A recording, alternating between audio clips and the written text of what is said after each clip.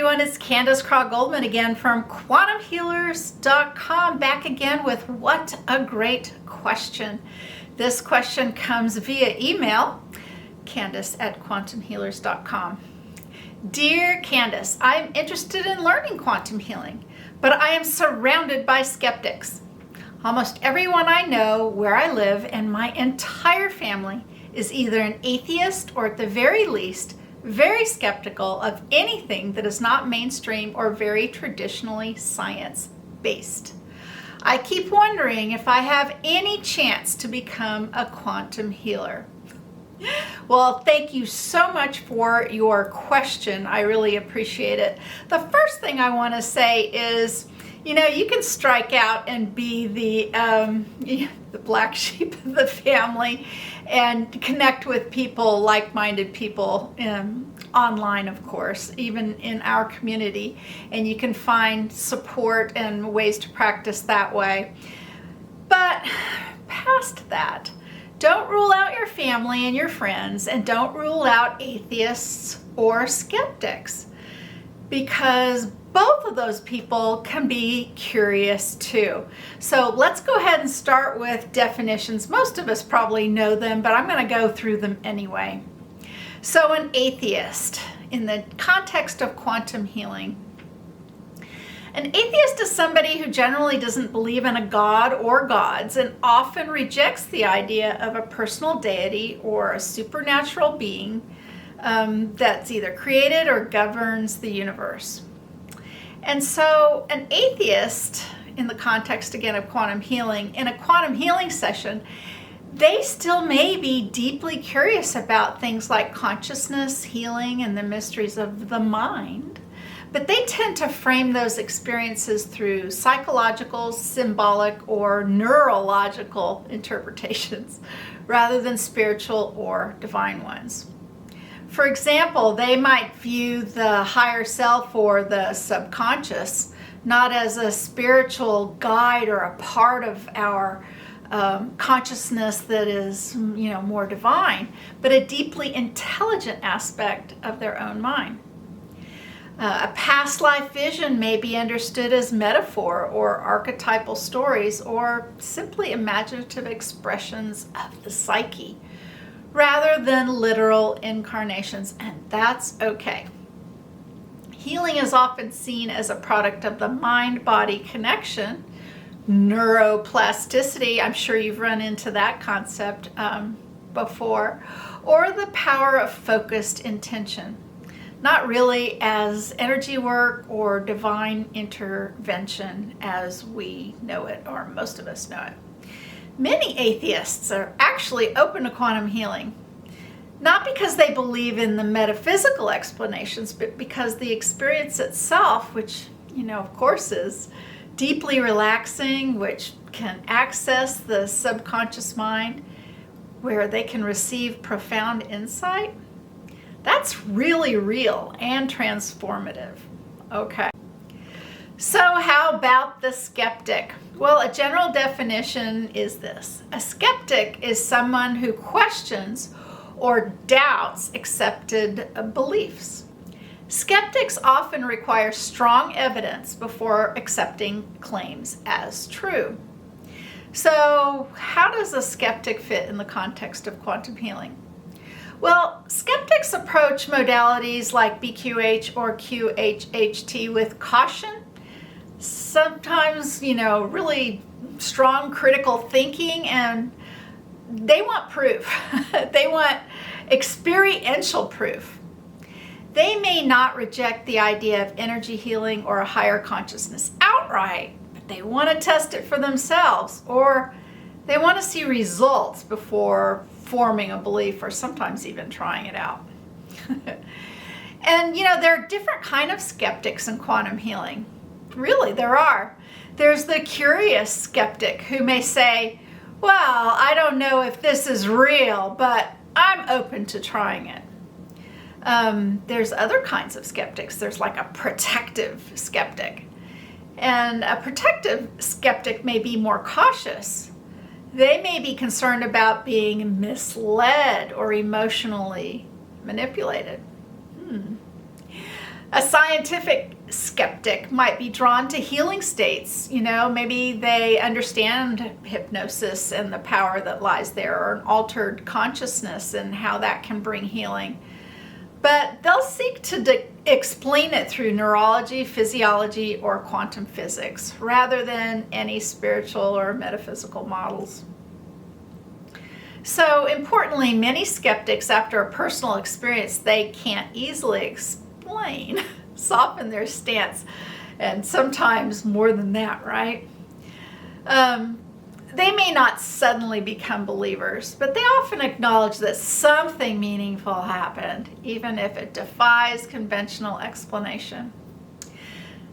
So after thinking about it a little bit, I just did this. I went to our quantumhealers.com archives, and I put those two words in the search engine, skeptics and atheist. I put them in there, and you can, as in any search, you can order the search. And so I looked at the older stories, and I found a session story that I posted 14 years ago that addresses a skeptic and an atheist.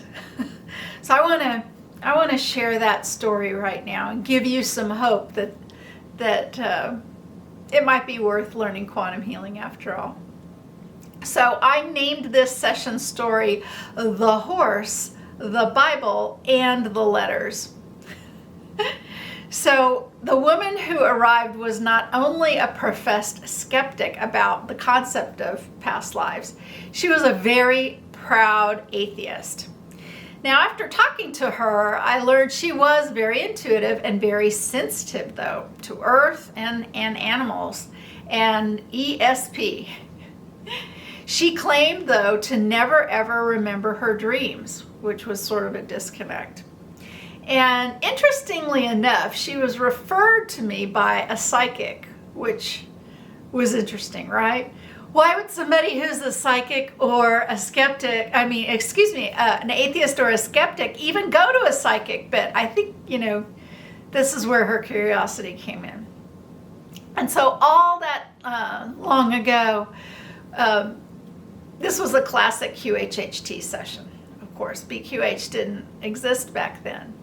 So I used Dolores Cannon's method of QHHT and took her on the cloud, headed towards a past life. Well, she didn't regress to a past life.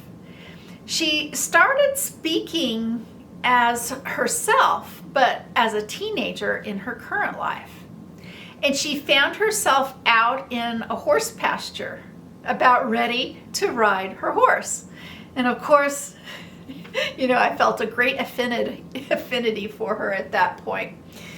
And then I pretty much soon became aware that her horse took the place of Dolores Cannon's cloud in taking her places and taking her, back to where she needed to go or what she needed to explore. Just a different kind of vehicle. So the horse actually took her to two scenes, and they were battlefield scenes in history. And she, as I recall, she was just observing these scenes. She was still as her teen self. She was still on the horse, but she was just watching these scenes, these battlefield scenes that were not from her time as being a teenager. They were from a distant past. Another client might actually have found themselves then experiencing directly the battlefield scene in front of her, but she didn't allow herself to go that way. She stayed the observer teen self. She stayed herself on her horse, and she just watched these two scenes. Especially by the time we got to the second scene, my sense was somebody who was more open or more accepting of this kind of exploration might have simply found themselves within that scene, but not her. So we saw two battlefield scenes, and then moved her then again to another important day, and it was her own real wedding day in this life. So again, the horse was so important in moving her through the session to all of these scenes, even her wedding day, even after the cloud ride induction. So she was only herself observing. She was, kind of sticking to this idea of needing proof, right? She was staying herself. She was still having the experience, but she was staying herself. And of course, when people come for these sessions, they bring questions. And when it came time to answer her questions, she didn't easily fall into, allowing the higher self or the SC or the subconscious to respond. It just didn't happen that way. Lots of resistance from the conscious mind. This was even harder than looking at those other scenes, right? Now, in one of the questions, or one of the things that she had brought to this session, she had asked to meet her spirit guide. So I took that opportunity to have that guide show up, and it did. The guide actually did manifest as a bear, and it showed up to take her to the place where the questions she wanted answers to would be located. It was really, really fascinating. So again, she couldn't directly go there. She couldn't directly do a lot of these things. She did it by proxy. But she did have a spirit guide. It was the bear, and the bear took us to a library. And so when she got to the library, I asked, and we asked the bear, of course, too, why are you here? And the answer was, it's a place of learning. And again, this makes so much sense, right? There are books here, and books are concrete, and they, far more fit her modus operandi, shall we say. But the thing that happened next was really interesting. The bear, the spirit guide, took her in and led her to the most important book, right? So here again, the atheist, the skeptic, the woman who needed proof about all of this, it took her to the most important book in the library that would have her answers, and went to a shelf, pointed, there's a light on the book. She takes the book down, she looks at it, and she said, "It's the Bible." Oh yes, that's exactly what she said. And she was not at all happy about that. She was so upset about it. She was so frankly disgusted by it. I thought she might take herself out of the whole experience. She was not happy.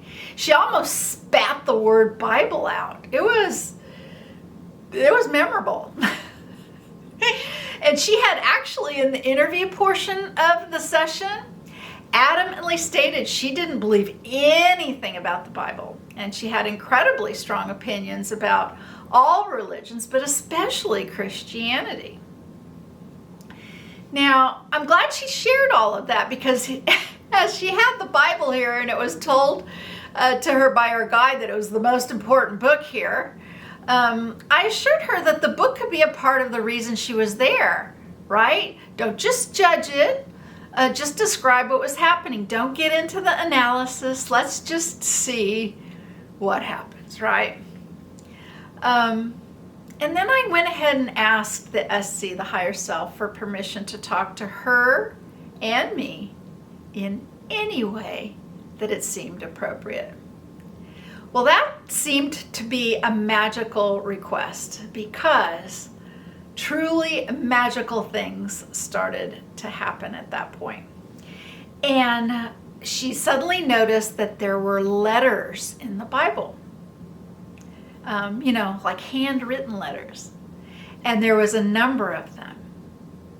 And each letter ended up being a long and beautiful answer to a question or concern that she had brought to the session. And they were all in different voices, and they were all from different beings or people. One was from a great-grandmother, and she was writing to her own mother, the client's mother. And it was all about the female ancestry in her family. The love and strength missing from all of the males. The females had to do it all, right? They had to be the providers, they had to be the one with strength, they had to be the home bodies, the baby birthers, and all. They just had to do everything, and it sounded like it was quite the the family tradition, at least for this lady. One of the letters was from her son, who was a troubled boy but had some nice things to say to his mom and brought some comfort. And one letter was from herself. She had written a letter to herself. And in that letter were answers to some of the questions she brought, but she allowed one of the biggest questions to remain blank and unanswered on purpose. Now, as she was reading these letters, I talked to her higher self as if I was doing something a little more traditional, as if I was directly speaking to the higher self. But from her perspective, you see, she was just reading the letters. But it worked out so beautifully, and it was the only way the conscious mind of this woman would allow this dialogue at all. And then we had to get to the healing portion of this session. And I didn't want that to sort of take her out of the experience as well. And I asked the SC, I asked the higher self, in a general way, how she could receive all of the healing for her body, her physical concerns.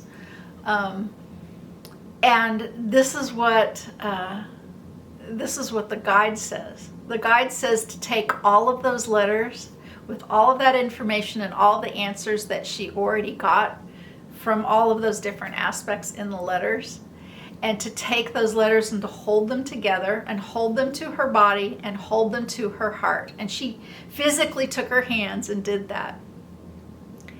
And then her voice got soft. And she started to describe the light and the love enveloping her. And sometimes, when there's a powerful healing going on with your client, when they're feeling the vibrations, practitioners can feel those vibrations too. And so I knew that the higher self, I knew the healing team was performing the healing and the release. And she was thrilled. She was very thrilled about this session. And again, walked through the door telling me that she was an atheist and a skeptic.